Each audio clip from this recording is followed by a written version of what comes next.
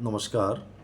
আগামী ২০২৬ সালের ফেব্রুয়ারি মাসে নির্বাচন অনুষ্ঠিত হওয়ার কথা ইতিমধ্যে অন্তর্বর্তীকালীন সরকারের প্রধান ডক্টর মোহাম্মদ ইউনূস জাতিকে স্পষ্ট করেছে। বর্তমান দেশের যে পরিবেশ প্রেক্ষাপট, তাতে কি নির্বাচন আসলে হচ্ছে কি হচ্ছে না। বর্তমান নির্বাচন নিয়ে বিভিন্ন কথাবার্তা চলছে।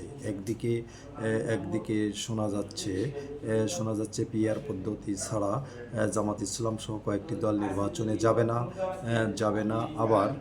আবার গণভোট যদি জাতীয় নির্বাচনের আগে দেওয়া না হয় তাহলেও জামাত ইসলাম সহ কয়েকটি দল নির্বাচনে যাবে না।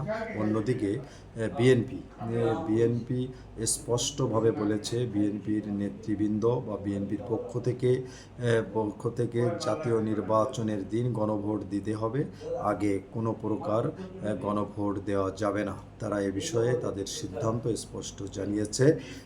কোনো প্রকারে নির্বাচনের দিন ব্যতীত গণভোটের সিদ্ধান্ত তারা মেনে নেবে না। এদিকে যদি কোনো সিদ্ধান্ত সরকার নিয়ে বসে বা থাকে যে নির্বাচনের আগে গণভোট অনুষ্ঠিত হবে, অর্থাৎ জাতীয় সংসদ নির্বাচনের আগে গণভোট অনুষ্ঠিত হবে, অথবা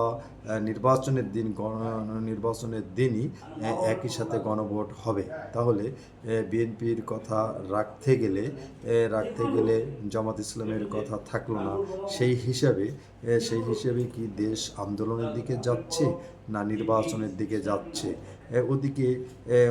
ওদিকে আওয়ামী লীগ এবং আওয়ামী লীগের জোটভুক্ত দলগুলো ছাড়া হয়তো নির্বাচন হতে পারে, এ ধরনের কথাবার্তাও শোনা যাচ্ছে যে আওয়ামী লীগকে নির্বাচনে অংশগ্রহণ করতে দেওয়া হবে না, আওয়ামী লীগের রাজনৈতিক কার্যক্রম নিষিদ্ধ আছে।